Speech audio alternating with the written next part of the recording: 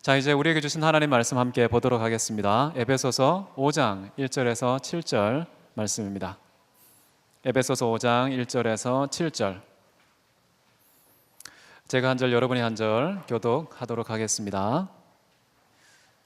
제가 먼저 읽습니다. 그러므로 사랑을 받은 자녀같이 너희는 하나님을 본받는 자가 되고 그리스도께서 너희를 사랑하신 것 같이 너희도 서로 사랑하듯이 그러나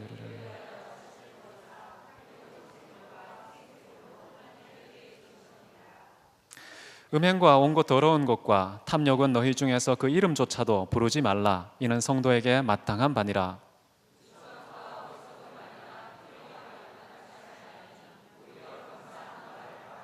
너희도 정녕 이것을 알거니와 음행하는 자나 더러운 자나 탐하는 자 곧 우상 숭배자는 다 그리스도와 하나님의 나라에서 기업을 얻지 못하리니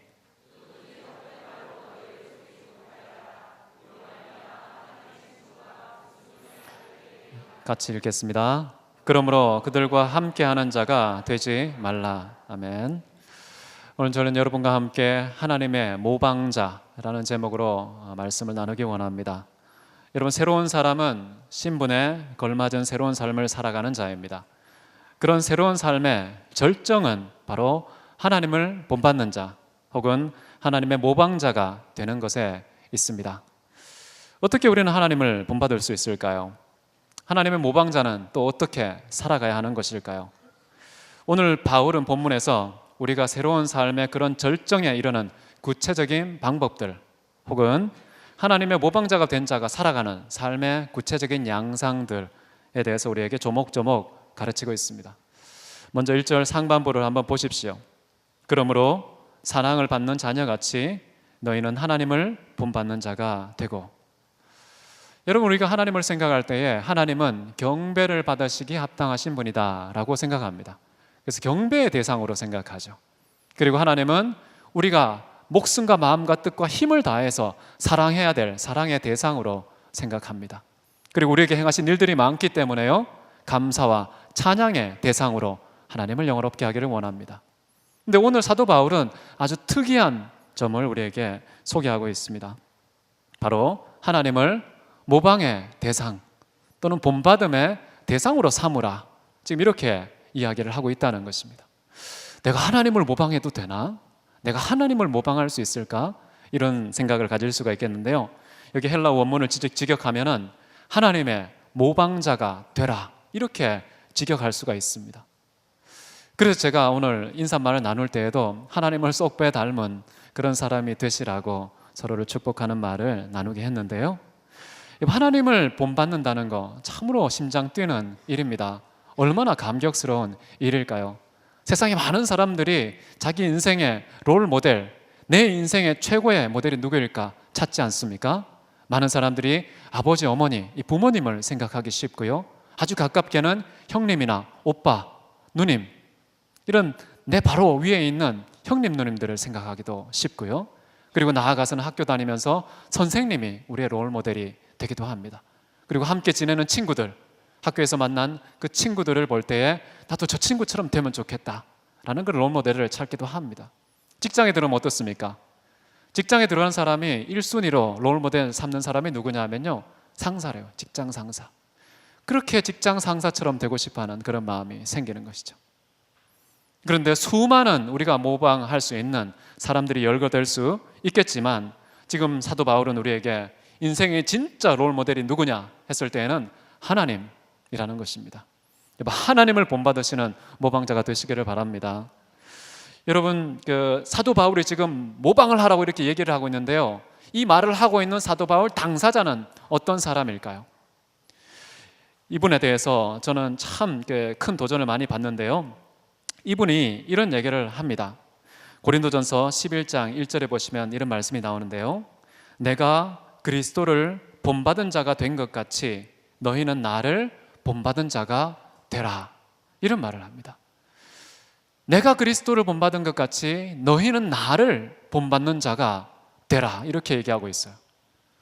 자기를 본받으라고 말할 수 있는 그런 사람이 이 세상에 누가 있을까요? 누가 당당하게 여러분 나를 롤모델로 삼으십시오, 나를 본받으십시오, 나를 카피하면 성공하는 최고의 인생 살 수 있습니다. 이렇게 당당하게 말할 수 있는 사람이 이 세상에 누가 있겠습니까? 근데 사도 바울은 지금 뭐라고 얘기하고 있습니까? 단순히 하나님의 모방자가 되라 이렇게 말하지를 않고요, 자기 자신을 본받으라 이런 말까지 했다는 것이죠. 근데 금방 읽은 말씀을 자세히 보게 되면요, 내가 그리스도를 본받은 자가 된 것 같이 나를 본받으라고 그랬죠. 다시 말하면 인간 바울을 본받으라는 말이 아닌 것이죠. 바울이 바로 그리스도 예수를 본받은 것 같이 너희도 예수의 모방자가 되라 라는 차원에서 나를 본받으라 라고 얘기했다고 볼 수 있습니다. 그래서 사도 바울이 당당하게 내세우는 것은 바로요, 내가 그리스도를 모방한 본받은 자가 된 것처럼 너희도 그리스도 예수를 본받는 자가 되라 이렇게 권면하고 있는 것이라고 볼 수가 있습니다. 한번 2절을 보십시오. 2절을 보시면요, 그리스도께서 너희를 사랑하신 것 같이 너도 사랑 가운데서 행하라. 그는 우리를 위하여 자신을 버리사 향기로운 제물과 희생 제물로 하나님께 드리셨느니라. 하나님의 모방자가 어떻게 될 수 있을까요? 하나님은 신이시고 인간은 피조물인데 어떻게 그 존재의 갭이 무한한데 어떻게 그분을 닮을 수 있을까요? 하나님은 영원하신 분이고 우리는 유한한 자잖아요. 하나님은 무한하시고 우리는 유한한 자입니까? 하나님은 영원하신 우리는 일시적인 존재입니다. 도무지 그 존재의 갭을 뛰어넘을 수 없는데도 불구하고 어떻게 우리가 하나님을 닮을 수 있을까요? 사도 바울의 이 말은 어쩌면 모순처럼 들리기도 합니다. 그러나 사도 바울이 또 한 단계 나아가서 하는 말은요, 진짜 하나님을 본받는 최고의 비결은 뭐냐 했을 때 예수 그리스도가 있다는 것입니다. 우리에게 예수 그리스도가 있기 때문에 본받을 수 있다라고 지금 말하는 것이죠. 예수님께서는 우리가 본받을 수 있도록 인간의 형체를 입으시고 우리에게 가까이 다가오셔서 친히 본을 보이신 분입니다. 믿음의 본을 보이셨고요, 삶의 본을 보이셨습니다. 신앙과 삶의 규범 되신 분이 바로 예수 그리스도다, 이런 말이죠. 여러분, 하나님을 닮는 방법에 대해서 제가 1절에 그냥 생략하고 지나갔는데요, 다시 한번 1절을 보시면요, 이런 말이 나옵니다. 사랑을 받는 자녀같이 하나님을 본받으라 이렇게 얘기합니다. 그럼 자녀처럼 하나님을 본받으라, 무슨 말일까요? 부모와 자녀과의 관계성 속에서 본받으라 이런 말이죠. 그럼 자녀를 가만히 보면 부모의 붕어빵 아닙니까? 왜 그럴까요? 단순한 생김새가 붕어빵일 수도 있겠지만 말투나 습관이나 가치관이나 판단과 생각과 말투까지 어쩌면 그렇게 아빠 엄마를 쏙 빼 닮습니까? 그래서 붕어빵인 것이죠. 자녀가 부모를 닮듯이 아버지인 하나님을 본받는 자가 되라, 이렇게 지금 이야기하고 있는 것이죠. 이 자녀가 부모를 본받는 방법은 두 가지입니다. 첫 번째는 뭐냐면요, 유전인자 때문입니다. 같은 유전자를 가졌기 때문에 닮습니다. 우리도 어떻습니까? 하나님의 형상이라고 하는 DNA, 하나님의 형상이라는 그런 유전인자 때문에요, 하나님을 닮도록 그렇게 설정되어 있습니다. 인간이 닮아야 될 궁극적인 모델은 하나님일 수밖에 없도록 우리의 형상이 바로 하나님의 형상으로 지음받았다. 이게 첫 번째 부모를 닮는 방법이죠. 이미 그것은 하나님께서 이루어 놓으셨습니다. 두 번째는 뭘까요? 자녀가 부모를 닮는 방법은요, 함께 하는 것입니다. 늘 같이 살고 보고 느끼고 함께 웃고 함께 울고 함께 슬퍼하고 함께 즐거워하는 그런 부모와 더불어 함께 살아갈 때에 부모를 닮을 수밖에 없다는 것이죠. 그래서 어릴 때에는요, 가능하면 멀리 보내는 것보다는요, 끼고 같이 더불어 사는 게 참 좋습니다. 만약에 너는 내 성질 닮지 마, 아빠의 이런 성격 닮지 마 라고 판단한다면 거리를 두십시오. 그러나 그렇지 않고 정말 좋은 가치관, 최고의 습관, 이런 것을 전수해 주어서 최고의 인생을 만들고 싶다면 여러분 곁에서 들려주고 보여주고 정말 많은 아이들에게 내가 지금 모든 것을 유산으로 물려주는 함께하는 삶을 사셔야 합니다. 함께할 때 닮습니다. 여러분, 교회를 선정할 때도요, 신중에 신중을 기하셔야 합니다. 왜냐하면요, 이상하게도 목회자를 닮습니다. 저는 처음에는 몰랐는데요, 시간이 흐를수록 관찰해 보니까요, 각 교회마다 목사님을 얼마나 그렇게 성도님들이 닮아가는지 모르겠어요. 그래서 정말 목회자에게 어느 정도 닮아가도 괜찮다고 판단되기 전까지는 결코 등록하지 마십시오. 그 교회 성도가 되지 마십시오. 정말 저분은 예수님을 닮았구나, 바울처럼 내가 그리스도를 닮은 것 같이 너는 나를 본받아 라고 말할 사람이라고 판단되는 그 목회자가 목회하는 그곳에서 여러분 함께 그리스도의 몸을 이루시기 바랍니다. 근데 그런 사람이 아닌데도 막 모이잖아요. 그러면 자기가 예수님을 닮았다고 착각하기 쉽습니다. 나를 이렇게 그리스도를 닮았으니까 나를 닮고자 이렇게 오는구나 라고 착각할 수 있으니까요, 메시지를 보내십시오. 그렇지 않습니다. 이렇게 메시지를 보내실 때요, 안 오시면 되는 것이죠. 딴 데 가시면 되겠죠. 위험한 말일 수도 있겠지만요, 저는 그렇게 생각합니다. 예수님을 닮은 목회자에게 많은 하나님의 백성들이, 양들이 함께 모여서 그리스도의 몸을 이루고 가족이 되는 것이 좋습니다. 그렇지 않은 사람에게 저는 자녀에게 보내고 싶지 않을 것 같아요. 내 자녀를 어디 보낼까? 예수님을 가장 잘 닮은 그런 지도자가 있는 그곳에 우리 자녀를 보내고 싶은 마음이 부모의 마음 아닙니까? 부모이신 그 하나님께서 누구에게 보내고 싶을까요? 바로 예수 그리스도를 본받는 자, 그런 사람에게 가는 것입니다. 그래서 부모가 자녀를 닮게 하는 방법은 뭐냐 하면 함께 사는 것입니다. 함께 살 때 반드시 닮게 되어 있다는 것이죠. 한편으로는 가슴이 섬뜩한 마음도 듭니다. 내가 과연 최소한 내 자녀에게는 나를 본받으라, 그러니까 함께 있자, 나와 함께 살자, 이렇게 당당하게 말할 수 있는 그런 예수 그리스도의 형상을 온전히 닮은 부모인지, 나 자신을 돌아보면 내 자식이 내 말투를 닮아도 될까? 내 표현을 닮아도 될까? 내 눈빛을 닮아도 될까? 내 습성을 닮아도 될까? 내 모든 삶의 구석구석에 있는 일상을 그대로 카피해도 안심할 수 있을까? 그런 부모가 된다는 게 얼마나 두려운 일입니까? 쉽지 않은 일이에요. 그래서 우리가 하나님을 닮는다는 것은요, 우리 자녀에게 줄 수 있는 최고의 축복입니다. 나에게도 축복인데요, 자녀에게 대대후손까지 주실 수 있는 그런 축복을 준비하는 것이 바로 하나님의 모방자가 되는 것이다 믿으시기 바랍니다. 그리스도께서 너희를 사랑한 같이 너희도 서로 사랑 가운데서 행하라.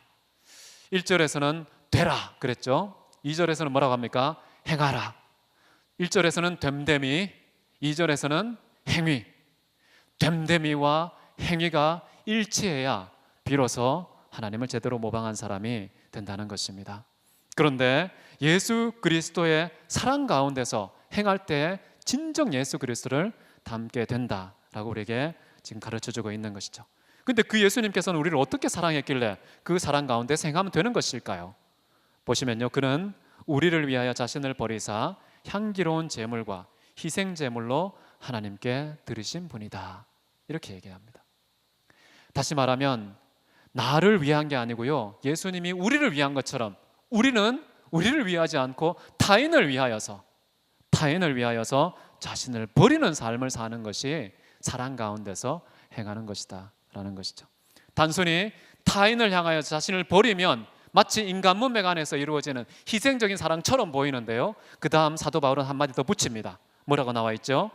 향기로운 제물과 희생 제물로 누구에게 드리는 겁니까? 하나님께 드리는 거예요. 단순히 사람에게 내 몸을 던지는 게 아니라요, 그 사랑의 궁극적인 대상은 바로 내가 타인을 내 목숨처럼 사랑하는 것은 하나님께 드리는 예배라는 거예요. 하나님께 올려지는 예물이 된다는 것이죠. 그래서 우리는 항상 하나님께 경배하고 주님을 영원롭게 하는 문맥 안에서 누군가를 사랑하고 희생하는 겁니다. 그래서 우리가 사회 속에서 경험하는 자유와 평등을 쟁취하기 위해서 자기의 몸을 불사르는 그런 민주투사들과는 조금 다른 것이죠. 목적과 동기가 좀 다릅니다. 비슷하게 우리의 몸을 던지지만, 그러나 우리의 궁극적인 던짐의 이유는 하나님의 영광, 우리의 삶이 하나님께 드려지는 향기로운 예배가 되도록 하기 위해서 그런 삶을 산다는 것이죠. 여러분, 정말 하나님 닮고 싶습니까? 모방하는 길이 만만치가 않습니다. 자기 몸을요, 우리를 위해서 던지지 않고 타인을 위해서 던질 때, 그렇게 해서 하나님께 향기로운 제물로 내 인생을 드릴 때, 그때 하나님을 닮게 된다는 거예요. 근데 사도 바울은 그런 삶을 본받으라고 우리에게 얘기하고 있습니다. 과연 사도 바울은 그런 예수님을 제대로 본받고 우리에게 권면하는 것일까요? 아니면 그냥 화려한 언어만 구사하고 있는 것일까요? 제가 함께 보고 싶은 성경 구절인데요, 우리 다 같이 한번 보겠습니다. 빌립보서 3장 10절에서 12절인데요, 같이 한번 읽습니다. 시작. 내가 그리스도와 함께 그 부활의 권능과 그 고난에 참여함을 알고자 하여 그의 죽으심을 본받아 어떻게 해서든지 죽은 자 가운데서 부활에 이르려 하노니 내가 이미 얻었다 함도 아니요 온전히 이루었다 함도 아니라 오직 내가 그리스도 예수께 잡힌 바 된 그것을 잡으려고 달려가노라. 여러분, 예수님을 본받는 자, 하나님을 본받는 자, 예수 그리스도의 모방자 되고 싶잖아요. 어떤 것을 모방하면 예수님을 모방하고 닮았다고 말할 수가 있을까요? 어떤 것? 예수님께서 기적을 빵빵 터뜨리는 그 권능을 본받으면 정말 예수님 닮은 것일까요? 이 세상의 관원들과 석학들도 알지 못하는 하늘에서 주어진 지혜와 지식의 부여함을 마구 쏟아낼 수 있으면 예수님을 닮은 것일까요? 어떻게 하면 예수님을 닮을까요? 사도 바울이 예수님을 닮고 하는 독특한 지점이 있습니다. 그 모방의 독특한 그 지점, 이것은 내가 어떻게 해서든지 닮아야겠다라고 판단하는 내용이 뭡니까? 바로 그의 죽으심을 본받아 라는 것이죠. 예수 그리스도의 죽으심을 본받는 이유가 무엇입니까? 우리가 지금 읽었던 에베소서하고 똑같은 문맥이죠. 바로 예수님께서는요, 왜 죽으셨습니까? 왜냐하면 우리를 위하여 자기 몸을 버리시고 하나님께 화목제물로 드리셨기 때문에 바로 그 죽음, 바로 그 진정한 사랑, 그것이 바로 예수 그리스도를 본받는 가장 중요한 지점이기 때문에 바로 그것을 본받기를 원하는 것이죠. 예수님을 본받고 싶어도 사람마다 부위가 다 다릅니다. 그러나 사도 바울이 정말 우리에게 본을 보였던 예수님의 본받음, 모방자의 참된 모습은 바로 그의 죽으심을 본받아서 자기는 날마다 죽노라 라고 얘기하는 것이죠. 죽음조차 나에게 유익이다, 이런 가치관을 갖고 살아갔던 사람이죠.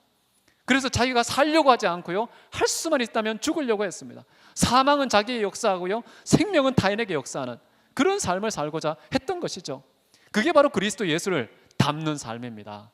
하나님의 모방자가 되는 길이 바로 거기에 있습니다. 그렇기 때문에 죽음 가운데 살기를 원했죠. 왜 이렇게 죽음 가운데까지 모방의 대상으로 삼기를 원했는가 했을 때는 뒷부분에 보시면요, 오직 내가 그리스도 예수께 잡힌 바 된 그것을 잡으려고 달려간다. 참 특이한 기호 아닙니까? 여러분, 누구한테 사로잡히고 결박되는 것을 추구하는 사람 봤습니까? 그런 거 없잖아요. 할 수만 있다면 내게 무언가를 챙기고 이득과 소이득가 증가하는 방향으로 무언가를 추구하는 게 인생인데, 근데 예수님은 자기를 버리는 삶을 지향했고요, 사도 바울도요, 자기를 버리면서 그 예수에게 사로잡힌 그것을 내가 잡으려고 쫓아간다, 이런 얘기를 하고 있는 거예요. 여러분, 정말 예수에게 사로잡힌 인생 되고 싶습니까? 그런 인생을 지금 소원하고 있다는 거예요. 예수에게 완전히 꼼짝 못하도록 결박되고 사로잡힌 것, 그것을 본받는 저와 여러분 되시기를 바랍니다. 이제 그렇게 예수 그리스도를 모방하고 하나님의 모방자가 된 그런 사람이 살아가는 삶의 구체적인 양태에 대해서 또 이렇게 권면하고 있습니다. 3절을 한번 보십시오. 음행과 온갖 더러운 것과 탐욕은 너희 중에서 그 이름조차 부르지 말라. 이는 성도에게 마땅한 바니라. 여러분, 이름도 부르지 말라고 얘기합니다. 이름도 부르지 말라. 이름을 부르는 순간 어떤 현상이 일어납니까? 이름을 부르고자 했을 때요, 그 이름을 떠올리는 순간 거쳐야 되는 과정이 있죠. 그 이름이 생각을 한번 출입한 이후에야 입술로 출고되는 거 아닙니까? 다시 말하면 그런 음란하고 더럽고 탐욕스러운 거, 그것은요, 생각의 피부에도 닿지 않게 하라는 거예요. 생각의 표면도 스치지 말도록 아예 머릿속에 완전히 배제시켜 살라는 것이죠. 입술에 담지도 말라는 것은 바로 그런 것입니다. 생각도 하지 말라는 거예요. 여러분, 음행이 진짜 음행이 어떤 내용입니까? 몸으로 저질러야 음행입니까? 아니면 머릿속에 여인에 대해서 음란한 마음만 품으면, 남성에 대해서 음란한 생각만 품으면 그것도 간음한 것입니까? 예수님의 기준을 따져보면 좀 다르죠. 구약을 따질 때는 우리가 행위에 초점이 있다면 예수님께서 그 율법의 참된 의미를 해석해 주실 때 본래의 의미는 뭐냐? 우리의 마음의 행위가 어떠냐가 더 중요하다는 거예요. 마음으로 간음한 것도 간음한 것입니다. 마음으로 미워한 것도 살인한 것입니다. 그렇기 때문에 생각 속에도 지나가지 않도록 입술에 이름조차 담지 말라, 그렇게 말씀하고 있는 것이죠. 왜 음행을 피해야 될까요? 왜 음행을 피해야 될까요? 하나님을 닮는 것과 하나님의 모방자가 되는 것과 연결시켜 한번 생각해 보십시오. 하나님은 그렇게 음행하시는 분입니까? 아니죠. 일편단심 당신의 백성만 쳐다보고 계신 분 아닙니까? 순결하신 분, 정조가 있으신 분, 다른 어떤 대상에 대해서 나의 정조를 타협하거나 변질시키지 않고 오직 일편단심 그 대상만 향하는 그 마음의 자세, 그게 바로 음행을 피하는 것입니다. 바로 음행을 피하는 것은 뭐냐면 거룩하신 하나님을 닮아가는 거예요. 정직하고 정결하신 하나님을 닮아가는 겁니다. 그분을 모방하기 위해서 음행을 멀리 하셔야 되는 것이죠. 그 다음에 온갖 더러운 것들도 다 피하라고 말하고 있습니다. 더러운 것들이 얼마나 많습니까? 더러운 장소로 가지 마시기 바랍니다. 더러운 표현과 언어 입술에 담지 마시기 바랍니다. 더러운 생각 여러분의 머릿속에 지나가지 않도록 조심하시기 바랍니다. 정말 더러운 관계 맺지 마십시오. 더러운 행실 여러분 피하시기 바랍니다. 온갖 더러운 거 다 피하라고 지금 얘기하고 있습니다. 어떤 사람은요, 어떤 더러운 곳에 안 가기만 해도 그것이 너무 큰 만족을 줘서 다른 것에 대해서는 내가 면제를 받았다고 생각해서 더러운 생각, 더러운 말 마구 하기 쉽습니다. 그러나 어떤 거 하나 했다고 해도 그 성취감 때문에 다른 것에 더러워도 괜찮다는 그런 타협하지 마시고요, 모든 영역에 있어서 모든 온갖 더러운 것과 관련해서 완전히 배제된 삶을 살아가야 된다고 얘기하는 것이죠. 그 다음 나오는 것이 무엇입니까? 탐욕. 탐욕, 이것을 입술에도 담지 말라고 지금 얘기하고 있는데요, 탐욕의 정의가 무엇일까요? 저는 두 가지라고 생각하는데요, 첫 번째는 필요 이상으로 가지려고 하는 마음의 자세, 이게 탐욕이다 생각합니다. 두 번째는 뭐냐면요, 우리가 마땅히 가져야 할 것을 추구하지 않고 가져서는 안 되는 그것을 추구하는 마음의 욕구, 욕망, 이것이 바로 탐욕이라고 저는 정의하고 있습니다. 여러분, 사람은요 영혼이 있습니다. 하나님의 형상대로 지음받은 영혼이 있기 때문에 그 영혼은 영원한 것에 의해서만 충족되는 독특한 영역입니다. 그래서 파스칼이라는 사람은 이런 말을 했죠. 우리의 영혼이 뭐냐? 하나님 외에 다른 어떤 것에 의해서도 채워지거나 만족할 수 없는 마음의 주머니, 그 마음의 주머니가 바로 영혼이다, 이렇게 얘기합니다. 그 주머니에 무엇을 채워야 비로소 만족할 수 있을까요? 돈 많이 갖다 주면 만족이 되던가요? 술 많이 마시니까 만족이 되던가요? 섹스를 많이 하니까 만족이 되던가요? 많은 사람들과 친구를 맺으니까, 많은 사람의 칭찬과 존경과 명예를 받으니까 과연 그게 만족을 주던가요? 이 세상에 그 어떤 것도요, 신기하게도 우리 영혼을 만족하지 못합니다. 만족이 되지 않습니다. 오직 하나님에 의해서만 만족이 되는데요, 탐욕을 품지 않는 방법이 무엇입니까? 인간이 탐욕을 제거할 수 있습니까? 평생 제거할 수 없습니다. 우리 인간 문맥 안에서는요, 해법이 없는 게 탐욕이라는 거예요. 그렇기 때문에 탐욕은 마치 광야와 같습니다. 탐욕이 모습을 드러내는 순간 그 광야의 목마름, 타는 목마름 때문에 하나님만 쳐다볼 수밖에 없는 그런 광야. 그래서 탐욕을 오히려 선하게 바꾸시기 바랍니다. 탐욕이 고개를 내밀 때마다 내가 하나님에 의해서 만족해야 되겠구나 라는 그런 마음을 읽으시고 하나님을 찾으시기 바랍니다. 여러분, 누가복음 12장 21절에 이런 말씀이 있습니다. 우리 같이 한번 볼까요? 시작. 자기를 위하여 재물을 쌓아두고 하나님께 대하여 부여하지 못한 자가 이와 같으니라. 여러분, 하나님에 대해서 부여하지 않으면 어떻게 된다고요? 다 자기를 위해서 그렇게 재물을 많이 쌓아놓아도요, 만족이 없다는 겁니다. 어리석은 부자와 같이 내가 또 창고를 더 만들어서 엄청나게 내 모든 미래에 평생 먹을 만한 거 축적해 놔야겠다 라고 그렇게 탐욕에 또 탐욕을 부리는 그런 부자의 어리석음을 꼬집으면서 한 말입니다. 왜 저렇게 탐욕에 굶주려 있을까? 왜 탐욕의 노예가 되어 있을까? 그 이유는 간단합니다. 딱 하나예요. 하나님에 대해서 부여하지 못하니까 그런 거야 라고 지금 예수님께서 말씀하고 있는 것이죠. 여러분, 하나님의 사랑으로 충만하시길 바랍니다. 하나님의 진리로 부여하시기 바랍니다. 하나님의 성품으로 꽉 채워진 하나님의 사람 되시기를 바랍니다. 그러면요, 돈이 목마르지 않습니다. 섹스가 목마르지 않습니다. 명예 목마르지가 않습니다. 만족하고 오히려 내가 누군가에게 나눠줄 자를 찾습니다. 이득을 챙길 수단을 찾지 않고요, 오히려 내가 사랑을 베풀, 지식을 나눌, 하나님의 성품을 보여줄 그런 대상을 찾는 그런 인생이 되는 것이죠. 사도 바울은 계속해서 하나님의 모방자가 되는 또 다른 방법을 4절에서 소개하고 있는데요, 읽어드리겠습니다. 누추함과 어리석은 말이나 희롱의 말이 마땅치 아니하니 오히려 감사하는 말을 하라. 제가 원문을 보니까요, 저속한 이야기, 어리석은 유머, 추잡한 농담, 이런 것을 입술에 담지 말라는 것입니다. 우리의 어떤 말초적인 신경을 건드리는 아주 자극적인 그런 이야기, 잠시 즐거움을 줄지 모르겠습니다. 그러나 하나님을 닮으려는 자에게는 결코 합당하지 않다. 즉각적인 유익보다 장기적인 불이익이 훨씬 큽니다. 잠깐 유쾌하게 만들려고 조속한 그런 말을 입에 담지 마시기를 바랍니다. 성경에는 오히려 이런 말을 합니다. 감사하는 말을 하라. 오히려 감사하는 말을 하라. 그럼 감사하는 말이 많아지면 어떤 현상이 나타날까요? 시편 50편 23절에 이런 말이 있습니다. 같이 한번 읽겠습니다. 시작. 감사로 제사를 드리는 자가 나를 영화롭게 하나님.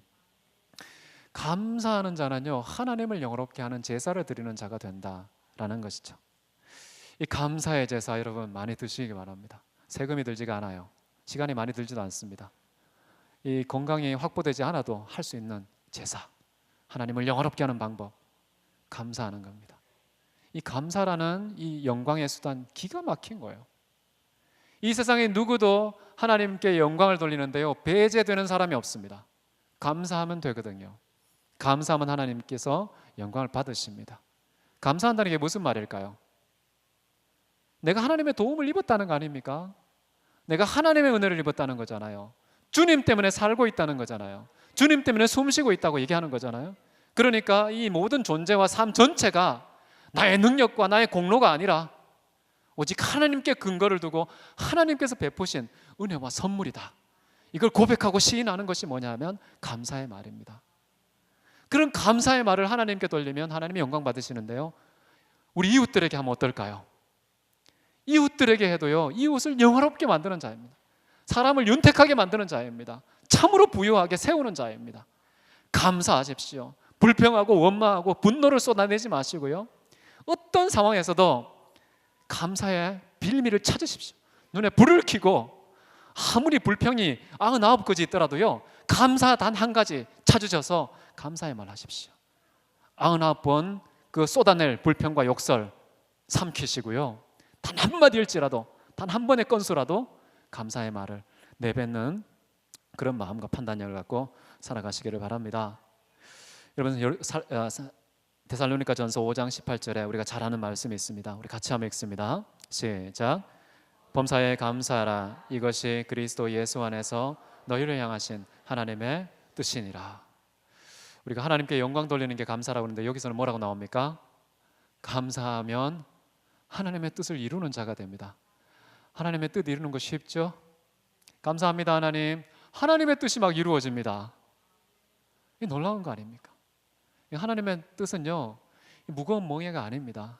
내 멍에는 가볍다 얘기하시죠. 감사만 해도 하나님의 뜻을 성취하는 자가 되는 것이죠. 입술로만 시끄러운 감사가 아니고요, 중심에서 쏟아져 나오는 진정성 있는 그런 감사의 사람이 될 때 하나님의 뜻을 이룹니다. 하나님을 기쁘시게 합니다. 그럼 하나님의 뜻을 이루고 하나님을 기쁘시게 하면 어떻게 될까요? 원수라도 더불어서 화목하게 하시는 것이죠. 우리 이 세상에서 우리를 가장 괴롭히는 그런 대상인 원수와도 화목하게 되는 것은요, 인간의 가장 절망적인 문제마저도 다 해결된다, 이런 말입니다. 하나님의 뜻을 이루면, 주님을 기쁘시게 하면 바로 그런 결과가 우리에게 주어진다는 것이죠. 좀 특이한 감사 하나가 있습니다. 우리 올해가 종교개혁 500주년이니까요 제가 또 어제 뮤지컬 하나를 봤습니다. 더 북이라는 뮤지컬을 봤는데요. 그것과도 관계된 것인데 시편 138편 4절인데 그 독특한 감사의 제목입니다. 같이 읽습니다. 여호와여, 세상의 모든 왕들이 주께 감사할 것은 그들이 주의 입의 말씀을 들음이며.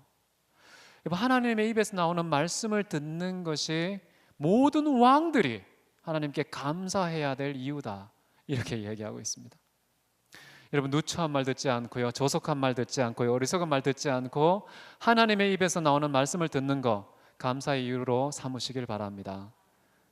단순히 설교 들어서 감사하는 게 아니고요, 성경 말씀, 이 기록된 하나님의 입에서 나온 말씀, 이 말씀이 우리에게 주어져서 정말 아무런 방해 없이 제한받지 않고 읽을 수 있다는 거, 그 말씀을 먹을 수 있다는 거, 들을 수 있다는 거, 이것에 대해서 감사하라는 거예요. 이런 말씀을 듣지 못하는, 하나님의 말씀에 목마른 사람이 이 세상에 얼마나 많은지 모릅니다. 그런데 시편 기자는 여러 가지 감사할 것도 많지만 특이하게도 하나님의 말씀, 그걸 듣는 것에 대해 감사하라 라고 얘기하고 있죠. 아까 사도 바울이 말한 것처럼 단순히 그것만이 아니겠죠, 그죠? 범사에 하나님께 감사하라. 여러분, 감사의 지경이 넓어지시길 바랍니다. 나에게 돈이 들어오는 것만 감사하지 마십시오. 건강해진 것만 감사하지 마십시오. 내 아들이 합격했어, 취업했어, 여기서만 감사를 찾지 마시고요, 범사까지 영역이 넓혀진 감사의 주인공 되시기를 바랍니다. 자, 5절을 한번 보십시오. 음행하는 자, 더러운 자, 탐하는 자의 심각한 말로에 대해서 이렇게 얘기합니다. 너희도 정녕 이것을 알거니와 음행하는 자나 더러운 자나 탐하는 자, 곧 우상 숭배자는 다 하나님 그리스도와 하나님의 나라에서 기업을 얻지 못하나니. 여러분, 더럽고 음란하고 탐욕적인 그런 것을 추구하는 사람들은 하나님의 나라에서 유업을 얻지 못한다는 것입니다. 특별히 제가 주목하고 싶은 것은요, 탐하는 자를 뭐라고 표현하고 있습니까? 우상 숭배자로 지금 이야기하고 있다는 것이죠. 그래서 탐욕을 가진 자, 아까 제가 말씀드렸죠, 필요 이상으로 뭔가를 추구하는 자, 그리고 하나님께서 주고 싶어하는 복이 아니라 하나님께서는 취하지 말라고 금하신 그것을 추구하는 자, 이 탐욕적인 자, 이런 탐심을 가진 자는 우상 숭배자가 된다, 이렇게 얘기하는 것이죠. 여러분, 우상 숭배자라는 것은요, 10계명의 제1계명과 관계된 것입니다. 그게 뭐라고 나와 있죠? 너는 나 외에는 다른 신을 너에게 있게 말지니라. 우리가 무언가를 필요 이상으로 추구하게 되면 어떻게 되냐면요, 그 추구하고 있는 그 대상에 의해서 내가 사로잡히게 되어 있습니다. 그래서 그것이 있으면요 기뻐하고요, 그것이 없으면 슬퍼하고요, 그것을 얻으면 행복하고요, 그것이 빼앗기면 분노합니다. 내 모든 희로애락이, 나의 모든 인생이 내가 추구하는 그 탐욕의 대상에 의해서 휘둘리는 삶, 그게 바로 우상에 사로잡힌 삶입니다. 그게 바로 우상 숭배자가 되는 것입니다. 그렇기 때문에 탐심을 품지 말라는 것이죠. 우상 숭배자가 되지 말라고 얘기합니다. 제1계명을 파괴하는 자, 바로 그 사람이 탐욕을 품은 자다, 이렇게 지금 설명하고 있는 것이죠. 6절을 한번 보십시오. 6절에 보시면 특이한 이야기도 나옵니다. 하나님을 본받는 사람들은요 속아서도 안 된다, 이런 말이 나오는데 같이 한번 읽겠습니다. 6절 시작. 누구든지 헛된 말로 너희를 속이지 못하게 하라. 이로 말미암아 하나님의 진노가 불순종의 아들들에게 임하나니. 이 헛된 말이라는 것은 저속하고 어리석고 추잡한 말들을 가리키는 것 아니겠습니까? 그러한 것들에 속아서 음행과 온갖 더러운 것과 탐욕에 빠지는 것, 그게 바로 속은 증거라고 볼 수가 있겠습니다. 여러분, 이 문제를 어떻게 해결할 수 있을까요? 다른 어떤 사람도 여러분을 속이지 못하게 하십시오. 돈이 많아지면 행복할 거야 라는 말에 속지 마십시오. 얼굴이 예쁘고 잘생기면, 몸이 늘씬하면 결혼 잘할 거야, 이런 말도 속지 마십시오. 높은 지위와 막강한 권력 가지면은 정말 유명해질 거야 라는 그런 말도 속지 마십시오. 진짜 하나님 앞에, 사람 앞에 칭찬과 존경을 받는 사람 누구냐?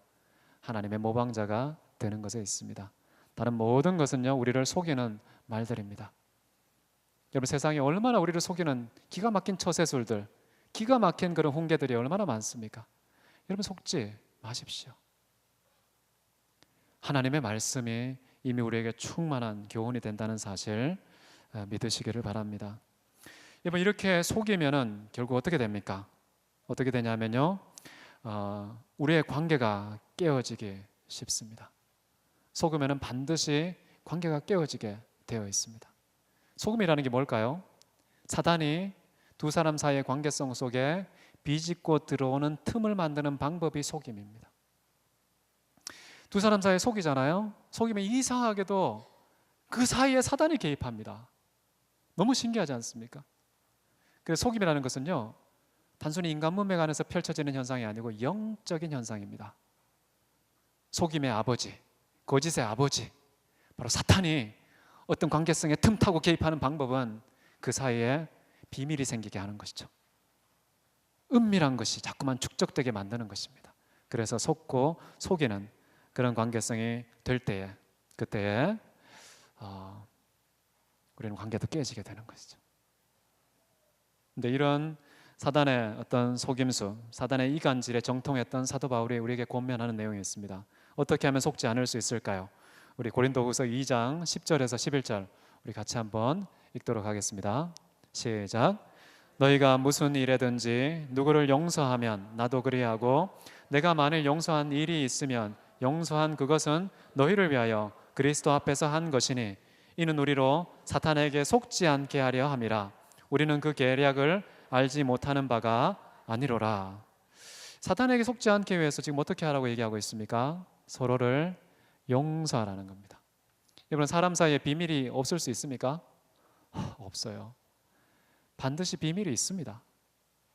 근데 속이면 안 되는데요, 비밀이 있을 수는 있어요. 부부 사이에도, 부모 자식 사이에도요, 다 말하는 것이 덕을 세우는 게 아닙니다. 정직이 능사가 아닙니다. 정말 해야 될 말이 있고요, 하지 않아야 될 말이 있는 것이죠. 서로를 보호하기 위해서, 서로를 끝까지 사랑하기 위해서 때때로 침묵이 필요할 때가 있는 것이죠. 그러나 그것으로 인해서 서로 막 미워하고 질투하고 좀 깨어진 마음이 생겼을 때는 서로를 용서해라. 용서하면요, 사단에게 속지 않는다는 겁니다. 아무리 그 사이에 거짓이 틈타도요, 사단이 그 관계성에 개입해서 관계를 파괴하도록 그냥 방치하지 않고 사단의 계략을 완전히 꺾어버릴 수 있는 유일한 방법이 뭐냐? 우리에게 있습니다. 용서하는 겁니다. 용서. 여러분, 모든 여러분 주변의 관계성 아슬아슬할 때마다요, 용서의 비장의 카드를 꺼내시기 바랍니다. 이 용서라는 카드는 통하지 않는 곳이 없습니다. 모든 것에 통합니다. 우리가 진짜 용서하지 않아서 문제지요, 진짜 그리스도께서 우리 용서하신 것처럼 우리가 용서하잖아요, 문제가 해결됩니다. 확실합니다. 이것은 성경이 분명히 말하고 있고 믿음의 선배들이 다 확증했던 그런 이야기라고 할 수가 있겠습니다. 사단의 보다 은밀한 속임수는 어떤 것일까요? 사단의 보다 은밀한 속임수는요, 우리로 하여금 우리 자신에 대해서 스스로 속게 만드는 것입니다. 참 기가 막힌 전략이죠. 내가 속인다고 판단하거나 속인다고 의식하지 않는 그 상황 속에서 내가 스스로에게 속는 것, 그게 바로 사단이 우리를 아주 은밀하게 속이는 방식이라는 것이죠. 골로새서 3장에 이런 말씀이 나옵니다. 그러므로 땅에 있는 지체를 죽이라. 곧 음란과 부정과 사욕과 악한 정욕과 탐심이니 탐심은 우상 숭배니라. 이것들로 말미암아 하나님의 진노가 임하느니라.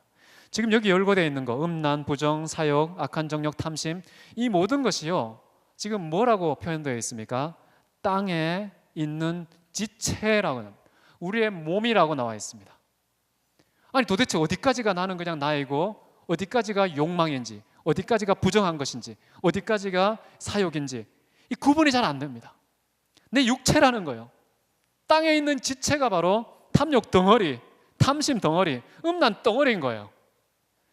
그러니까 도대체 내가 속고 있는지, 내가 문제를 범하고 있는지 도무지 객관적인 거리를 두고 평가할 수 없도록 완전히 나와 평가자가 하나가 되어서 지극히 주관적인 상황 속에 거하기 때문에 속습니다. 속을 수밖에 없기 때문에 그렇게 하지 말라고 지금 우리에게 얘기하고 있습니다. 그 해법으로는 갈라디아서 5장 10절에 이런 말씀하는데요, 내가 이르노니 너희는 성령을 쫓아 행하라. 그리하면 육체의 욕심을 이루지 아니하리라. 이 탐욕이 우리의 본성과 완전히 결부되어 있고 연동되어 있어서 도무지 경계선을 그을 수가 없는데요, 이렇게 스스로도 분간하지 못하고 스스로 속을 수밖에 없는 이 탐심, 이것을 해결하는 방법은 뭐냐 하면요, 성령의 소욕으로 밀어내는 것입니다. 성령을 쫓아 행하면 해결된다, 지금 이렇게 우리에게 얘기하고 있는 것이죠. 여러분, 성령 안에 거하고 있어도요, 육체적인 사람이 될 수 있습니다. 그렇기 때문에 우리는 조심해야 되겠지요. 성령 안에 성령의 소욕을 따라 쫓아서 행하기까지 하지 않으면 단순히 성령 안에 거한다는 것만으로는 안 되는 것이죠. 그래서 사도 바울은 이런 말도 합니다. 너희는 아직도 육체에 속한 자로다. 너희 가운데 시기와 분쟁이 있으니 어찌 육신에 속한 사람을 따라 행함이 아니리요. 이런 사람도 있는 반면에요, 정말 하나님의 성령에 감동되고 성령의 이끌림을 받는 사람은 누구일까요? 대표적인 사람이 누구일까요? 요셉이라는 사람. 요셉이라는 사람이 바로 애굽의 왕 앞에 섰을 때 애굽의 왕이 뭐라고 얘기합니까? 내가 도대체 어디에 가서 이렇게 하나님의 신에 감동된 이 사람을 만날 수 있겠느냐? 총리로 세우죠. 애굽의 1인자로 세웁니다. 다니엘은 어떻습니까? 다니엘도 느부갓네살 앞에서 하나님의 신에 감동된 모습을 나타내니까 저의 안에는 모든 신들의 신이, 영이 저 안에 거하는 자다, 이렇게 평가를 받았습니다. 하나님의 감동된 자들은요, 단순히 본인의 욕심만 해결하는 자가 아니라 주변에 믿지 않는 많은 사람들에게도 과연 저 사람은 신에 감동된, 신들린 사람이구나, 하나님의 영에 감동되고 사로잡힌 그런 사람이구나, 이제 그런 사람이 지금 되라고 얘기하는 것이죠. 그러할 때 욕심을 이길 수 있습니다. 여러분, 성령에 완전히 사로잡히십시오. 이건 어떻게 설명할 수가 없어요. 삶의 현장에서 여러분이 사로잡히셔야 됩니다. 우리 각자의 몫입니다. 그러면 성령을 인정하십시오. 그분은 우리 안에 거하시고요, 우리가 그럼 그분 안에 거합니다. 그 성령께서 우리와 함께하는 인격적인 존재라는 사실을 믿고 그분을 인정하고 따라가실 때 육체의 욕심을 이깁니다. 이게 쉽지 않습니다. 그러나 이렇게 살아갈 때 얼마나 기쁜지 모릅니다. 너무너무 기쁩니다. 어떤 고난과 절망 가운데 있는데도요, 그 절망이 나에게 슬픔을 주지를 못합니다. 그 정도로 성령이 주는 기쁨과 만족 너무나도 크다라는 것이죠. 우리 다 같이 마지막 절 한번 보겠습니다. 마지막 절을 보시면 7절에 이런 말씀을 하고 있죠.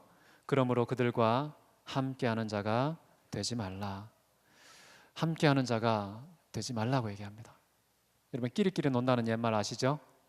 어려우면 이렇게 유유상종, 끼리끼리 논다. 이상하게 기호와 가치와 삶의 스타일이 비슷하면요, 끌리는 현상이 있습니다. 끌리는 현상. 여러분 주변에는 누구와 더불어 교제권을 이루며 살아가고 있습니까? 난 도대체 어떤 것에 끌려서 어떤 그 끌림에 일치하는 사람들과 교제권을 형성하고 있습니까? 우리 주변을 한번 돌아보십시오. 어떤 사람하고 같이 있으면 마음이 편안합니까? 누구하고 대화할 때 정말 내가 기쁘고 즐겁습니까? 끼리끼리 모이게 되어 있어요. 그래서 친구는 제2의 자아다, 이런 말을 하지 않습니까? 그래서 여러분이 누군지, 어떤 성향, 어떤 가치관을 갖고 있는지 확인하려면요, 여러분이 가장 편안한, 가장 소통이 잘 되는 사람 누군지를 보시면 여러분이 누군지 알 수 있습니다. 그런데 사도 바울은요, 음행하는 자 피하라고 얘기합니다. 더러움을 추구하는 자 피하라고 얘기합니다. 탐심이 있는 자 피하라고 얘기하죠. 같이 있지도 말라라고 지금 이야기하고 있는 것이죠. 잠언 24장 1절에 이런 말씀이 있습니다. 같이 한번 읽습니다. 잠언 24장 1절 시작. 너는 악인의 형통함을 부러워도 말고 그와 함께 있으려고 하지도 말지어라. 여러분, 악한 자, 음란하고 더럽고 탐하는 그런 악한 자와 동행하지 마시라는 것이죠. 그를 부러워하지도 말라는 겁니다. 왜 그들을 따라다니면서 동행하게 될까요? 그들과 함께하면 뭔가 건지는 것이 있다고 생각하겠죠. 그들처럼 살면 괜찮은 인생이 된다고 판단하기 때문에 우리가 따라다니는 거 아니겠습니까? 그러나 분명히 얘기합니다. 그들을 부러워도 하지 말고요, 그들과 함께 있으려고 하지도 말라라고 지금 얘기하고 있는 것이죠. 그래서 여러분 교제권을 정말 하나님의 모방자가 여러분 주변에 충만하시게 되시기를 바랍니다. 정말 예수님처럼 말하는 자, 예수님처럼 행동하는 자, 예수님처럼 판단하는 자, 그런 사람이 여러분 주변에 많을 때에 여러분도 하나님을 닮아가는 자가 되는 것이죠. 그래서 오늘 말씀을 정리하기를 원합니다. 사도 바울은 우리에게 도전하고 있습니다. 하나님을 경배의 대상 맞습니다. 사랑의 대상 맞습니다. 감사와 찬양의 대상 맞습니다. 그럼에도 불구하고 우리가 또 추구해야 될 또 하나의 대상이 있다면 하나님을 모방자 또는 닮음의 대상으로 삼으라는 것입니다. 바로 그 하나님을 닮는 방법은 그리스도의 사랑 안에 거하는 것입니다. 사랑을 따라 사는 것입니다. 자기를 타인을 위해서 버리고 그것이 하나님께 아름답고 향기로운 제사가 되게 하는 삶을 살라고 얘기합니다. 그렇게 하기 위해서는 구체적으로 입술을 조심해야 된다는 것이죠. 마음을 조심해야 된다는, 생각을 조심해야 된다는 것입니다. 악한 생각 버리라는 것입니다. 더러운 말 버리라는 것입니다. 탐심 버리라고 얘기하는 것이죠. 온갖 음란 다 버리라고 얘기합니다. 그들과 함께 있지도 말라고 우리에게 권면하고 있는 것이죠. 여러분, 하나님을 닮아가는 것, 주님의 마음에 쏙 드는 사람 된다는 것 쉽지는 않습니다. 그러나 우리가 지향해야 될 삶의 목표인 것을 믿으시기 바랍니다. 그런 삶에 우리의 모든 목숨과 마음과 뜻과 힘을 다해서 전력으로 질주하는 그런 대학교의 성도들 다 되시기를 바랍니다. 다 같이 기도하겠습니다. 사랑이 많으신 하나님 아버지, 우리에게 예수 그리스도를 보내셔서 하나님을 닮아갈 수 있게 하심을 감사합니다. 주님께서 이 땅에 우리를 위해서 자기 생명을 버리시고 자신의 모든 것을 우리에게 던지신 그 예수님의 희생적인 사랑, 그 사랑 안에서 우리가 살아가는 모든 성도님들 되게 도와주옵소서. 살아계신 주님께서 우리에게 보이신 그 모범을 따라서 살아갈 때에 예수 그리스도를 닮아가게 하시고 그 닮은 예수님을 증거하는 증인의 삶을 살아가게 하옵소서. 주님, 저희들은 지극히 작고 연약합니다. 성령의 도우심 없이는 아무것도 할 수 없습니다. 사랑하는 성도님들 한 사람 한 사람에게 주님 찾아가셔서 충만히 임하여 주시고 주님께서 주관하시는 인생이 되어서 누구 앞에서 떳떳하게 하나님의 영광을 보여주며 하나님의 얼굴을 보여주며 하나님의 성품과 속성을 드러낼 수 있는 참된 증인의 삶을 살아갈 수 있도록 역사해 주시옵소서. 존귀하신 주께서 처음부터 끝까지 친히 이루시고 홀로 영광 받으실 것을 믿고 감사 찬송 드리며 살아계신 예수 그리스도 이름으로 기도했습니다. 아멘.